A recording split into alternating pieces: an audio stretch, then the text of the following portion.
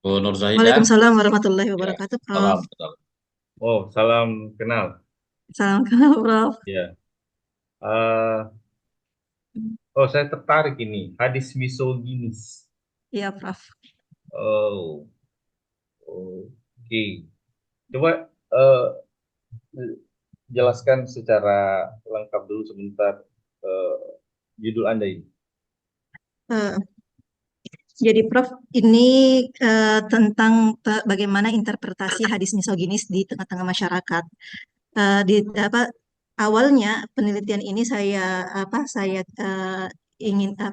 cetuskan karena setelah membawakan materi di beberapa majelis taklim, ada ibu-ibu yang datang kepada saya tentang baru kali ini saya mendapatkan materi yang berimbang tentang apa kewajiban kemudian haknya hak perempuan itu sendiri. Selama ini katanya yang ditekankan adalah tentang bagaimana perempuan itu harus berbakti kepada suami, perempuan itu dimarginalkan dan lain sebagainya. Nah, kenyataannya memang ada hadis-hadis misoginis yang hadis yang tampaknya secara tekstual itu misoginis. Yakni membenci, memarginalkan perempuan itu sendiri. Seperti misalnya ada hadis yang mengatakan yang la yus'alu rajulu fima yadribu imra'atahu. Tidak ditanyakan laki-laki ketika dia memukul istrinya.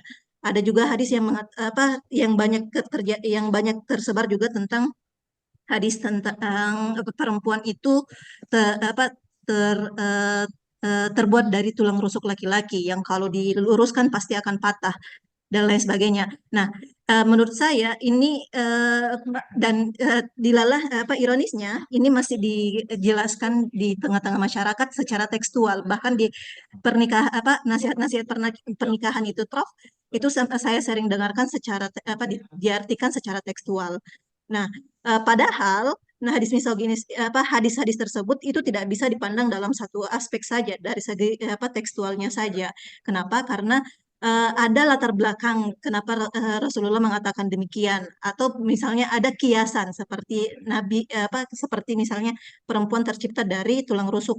Itu merupakan hadis kiasan tentang eh, perempuan itu perempuan itu dominan dengan perasaannya. Ketika kalau mau ditegur, maka gunakan cara-cara yang sesuai dengan karakter perempuan itu sendiri. Nah, ini yang masih jarang sekali ditemukan di tengah-tengah masyarakat, yang sehingga menurut saya membutuhkan peta tentang seperti apa gambaran utama hadis misoginis ini diinterpretasikan di tengah-tengah masyarakat. Nah, saya mengambil tokoh muslimah masyarakat Manado. Kenapa? Karena menurut saya mereka lah orang-orang yang eh, semestinya lebih kritis lagi ketika ada hadis-hadis yang notabene-nya memarginalkan posisi perempuan. Kalau mereka sendiri yang tidak mereka sendiri yang menerima di tokoh masyarakat sendiri yang menerima, tentu masyarakat yang di bawah akan menerima juga dengan bahwasanya oh memang seperti itu hadis Rasulullah yang mengatakan bahwasanya perempuan itu ya memang nomor dua dari segi posisi dan hanya boleh di masyarakat. Padahal pada zaman Rasulullah itu sendiri, kalau saya punya penelitian penelitian saya di tesis itu, Prof, tentang kontribusi periwayat perempuan, dan saya menemukan bahwasanya ternyata paling banyak kontribusi periwayat perempuan itu justru pada zaman Nabi. Lambat laun hilang itu dikarenakan adanya pergeseran tentang adanya membudayanya budaya patriarki. Dan puncaknya ketika misalnya Khalifah Umar bin Abdul Aziz memerintahkan untuk mencatat hadis, itu tidak melibatkan sama sekali perempuan. Sehingga ruang gerak perempuan lambat laun bahkan dalam hal pendidikan pun itu lambat laun jadi sempit. Dan sampai hari ini perempuan penafsiran-penafsiran tentang perempuan nomor dua, penafsiran-penafsiran tentang perempuan yang mutlak harus taat kepada laki-laki itu sudah membudaya sudah membudaya. Nah, saya pada dasarnya ingin meneliti itu, Prof.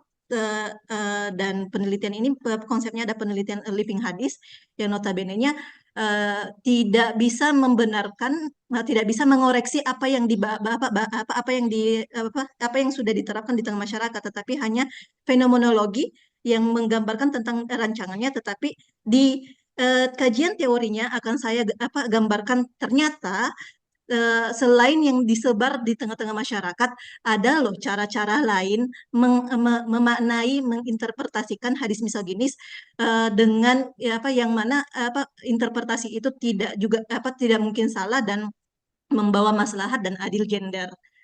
Itu, Prof. Oh, keren, keren. Bagus, bagus sekali. Em, Betul-betul berangkat dari diri ibu, berangkat dari penelitian ibu, berangkat dari pengalaman empiris ibu Syahidah penelitian ini. Ini yang saya suka, poin ini yang saya suka. Eh, Masih, Prof. poin yang kedua, eh, bisa enggak supaya lebih menguatkan lagi, supaya lebih mensfokuskan lagi, supaya bisa diterima di Scopus. Target saya semuanya Scopus ini yang diterima. Target saya itu bagaimana mengaitkan dengan Manado. Hmm, Manado pribadi, Prof, itu karena mungkin kita orang yang minoritas, itu yang saya dapatkan perkembangan keilmuan itu memang agak sedikit lebih lambat dibandingkan dengan daerah-daerah yang apa mayoritas Muslim. Artinya apa? Ya seperti itu tadi, Prof. Penerimaan mereka ketika misalnya yang sampaikan adalah orang yang dianggap sudah punya ilmu dan lain sebagainya, itu penerimaan mereka secara ini mereka terima bahwasanya oh ini memang aturan dari agama. Aturan dari agama. Eh, Oh, apa bukan, aturan bisa. ya, Prof? Saya mohon maaf, saya potong. Ada misalnya contoh bahwa misalnya ada di Manado bahwa perempuan itu terkadang mendapatkan kekerasan seksual misalnya. Eh, Eh, ada Kalau di wilayah. kekerasan seksual, Manado menjadi kalau yang saya dapatkan, Prof, dan ada di latar belakang proposal saya, Manado menjadi 6 daerah terbesar yang mendapatkan kekerasan seksual. Tapi saya tidak bisa saya tidak bisa membuat itu menjadi alasan utama saya. Kenapa? Karena Manado terisi dengan berbagai agama dan yang kedua, hadis misoginis tidak hanya berkaitan tentang kekerasan dalam rumah tangga. Eh, ada juga misalnya tentang misalnya tidak akan tidak akan tidak akan Yuli Yuli Yuli apa dia tidak akan beruntung kaum yang dipimpin oleh perempuan. Nah, ini kalau maka saya kalau mau dilokalisasikan maka saya harus melihat dari berbagai aspek, Prof. Oh, bukan itu maksud saya. Maksud saya bahwa pertama, jangan sampai hadis-hadis yang misoginis itu menjadi alasan, bahwa apapun yang terjadi, perempuan harus melayani suami. Ya, jangan Eh, sampai kekerasan seksual itu terjadi, misalnya itu di agama kita sendiri. nah, Bahwasanya, nah itu yang pertama. Yang kedua, mohon maaf ya, eh, itu bisa kalau itu terjadi di agama lain, misalnya Kristen di Manado itu bisa menjadikan agama kita menjadi agama yang solutif terhadap solutif. permasalahan itu. Oh iya, Prof. Mungkin setelah penelitian ini, Prof, karena saya secara pribadi belum mendapatkan gambaran tentang Ya, maksud saya hadis di- misoginis. bisa diarahkan ke situ Boleh, Insya Allah. supaya eh, kita kita berikan fakta, kita berikan data bahwa ada kejadian seperti ini di Manado. Oh, iya. Dan Islam datang untuk itu menjadi Hmm. solutif. Eh, dan itu dituangkan dalam bentuk tulisan, bukan bukan provokatif massa, bukan. Tetapi betul-betul adalah kajian akademisi. Insya Allah, Prof, kalau saya sudah dapatkan data tentang anunya, Prof. Jadi saya langkah awalnya memang saya akan mengajukan apakah ada relasi tentang pemahaman yang salah hadis misoginis dengan kekerasan yang diterima oleh perempuan kebanyakan di Manado. Tetapi saya langkah awalnya saya harus dapatkan dulu kalau misalnya kalau misalnya menjadi masukan berarti saya akan menjadikan poin utama dalam hal poin tambahan untuk apakah misalnya pemahaman yang seperti itu bisa mengakibatkan kekerasan di tengah-tengah masyarakat. Tetapi yang saya sangat yang saya sangat inginkan di sini langkah pertamanya, Prof, saya mau tahu dulu seperti apa sebenarnya tokoh muslimah itu membawakan yang begini, sehingga kalau misalnya ada ketimpangan dari tokoh muslimahnya sendiri, berarti langkah awalnya adalah tentang bagaimana mensosialisasikan interpretasi yang maslahat dan adil gender itu.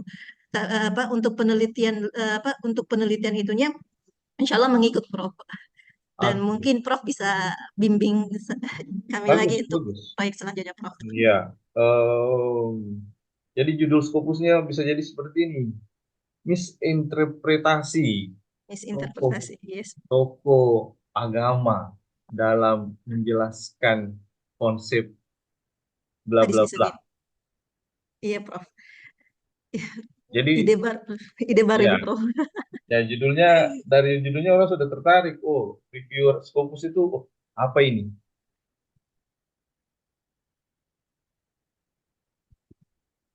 Hmm, boleh langsung itu penelitiannya, Prof. Dalam artian saya enggak perlu dapatkan gambaran awal. Tetap harus ada gambaran awal supaya itu menjadi data bahwa fakta di Manado seperti itu. Iya, Prof. Dan pemahaman orang yang masyarakat Manado tentang hal itu ya bisa diluruskan terutama kepada tokoh-tokoh agama itu. Oh Ya. iya, Prof. Jadi ada ada miskonsep dari awal, Iya, Prof. ya. Iya. Apalagi sekarang zaman terbuka, semua orang bisa mengakses, tidak sama seperti dulu. Orang terbatas untuk mengakses kitab, orang terbatas untuk mengakses hal-hal yang sangat detail dalam agama. Sekarang orang semua bisa mengakses apapun, dan lebih terhormat lagi kalau itu dalam bentuk Scopus artikel, Ibu Oh, Syahidah. Oh ini loh saya diterima di Scopus dengan seperti ini solusinya dan sebagainya, ini gambarannya, itu kan keren itu proyek selanjutnya ya, Prof. uh, kalau Dengan bisa dana yang lebih besar, Prof. uh, enggak, kalau bisa dikombin dengan ini, Oh, maksud saya dikombinkan. Scopus itu bukan sesuatu yang menakutkan, Oh, tapi Scopus itu adalah wadah untuk kita menyalurkan pemikiran akademik kita.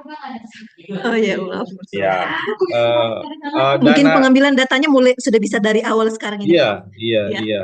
Kalau misalnya saya punya Scopus itu yang kedua itu tidak bisa bayar, saya Oh, enggak tidak bayar, bayar. Prof. Iya, saya Wah. tidak bayar karena entahlah.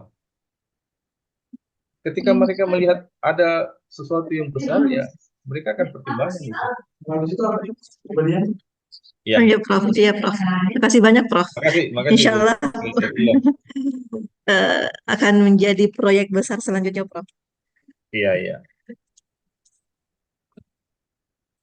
Eh, Pak Ketua LP2M masih mood, Pak?